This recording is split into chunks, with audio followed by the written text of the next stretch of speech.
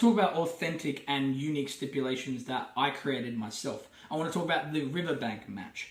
Now this involves the demonic monster known as Scar, as he competes in both of the two that I've assigned. He competes with Dylan Dark and Dominic Silver, and with the two opponents located in a forest, the goal is to throw your opponent into a nearby river. The river in which Scar's sister, Susan, previously died in. Also involving Scar and Dominic Silver was the Capture the Hag match. With the Dominic Silver and Scar feud getting more personal and more intense, the former boyfriend of Susan decides to kidnap his one true love and places her in a local shack within his forest. From this, the villain challenges Scar to a match where they fight throughout his terrain and makes it to the shack to claim possession of Susan. Now the Riverbank match and the Capture the Hag match I see as a very cinematic segment, sort of like the Boneyard match. I feel like cinematic matches definitely have a place within wrestling, especially now that everybody's seen wrestling time and time again. Having a cinematic match really adds to the variety of a wrestling show, and I feel like it's so needed, especially for dark and demonic characters. Other matches I've had in mind are the Enforcement match, and it's essentially, even though this isn't hugely authentic and creative,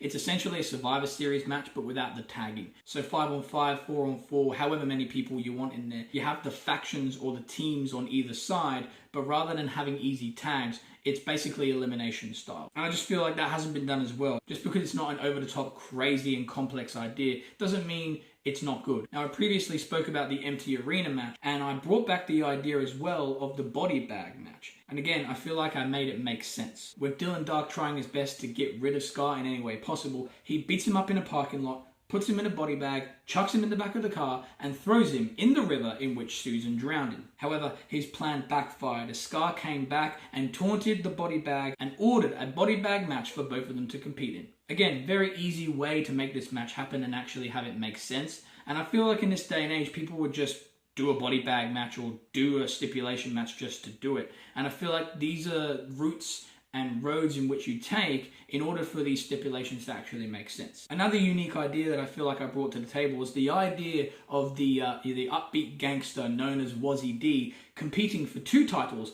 in one night. In the Impetus short story of Dirty Cash, I go into detail about what happened here, but effectively, rather than having one match and then like a surprising match, like a cash-in that you see, or just an impromptu matchup, it was actually promoted throughout the episodes leading up to a pay-per-view that Wazzy D was going to be competing for 2 titles. The first match being a tag team championship match with his brother Corruption, and the second being for the Coast to Coast Championship. This allowed drama to heighten between Wazzy D and Corruption as he was pressured by his giant partner, told that he isn't taking his tag team championship match very seriously and is instead deciding to embark on his solo career way more than actually achieving success with his partner. I like this dichotomy, I like this tension, and I like this drama building up to it, and it really wasn't anything majorly focused on.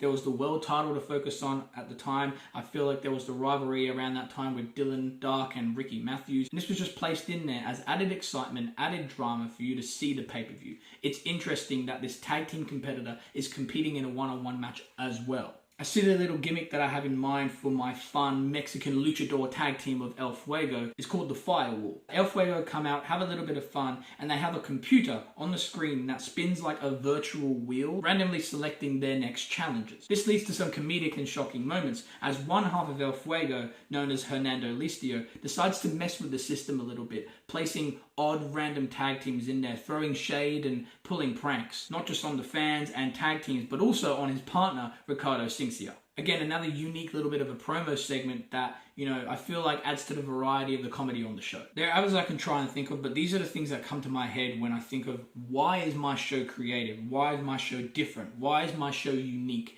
And those are some of the examples, the very in-your-face examples. There's other stuff sprinkled in there, just like little segments, little ideas that I feel like haven't been done before. But I just want to get across, and I'm sure I have by now, that, I've got these cool creative ideas and I'd love to execute them one day. So yeah, I just thought I'd give you guys the lowdown on exactly, what my brain does and how I sort of like detail these certain points. And if any of these interest you, go ahead and check out my stories. I know they're quite long, especially Greg Williams, but I guarantee you, you'll be interested, you'll get more and more involved and emotionally connected to a lot of these characters.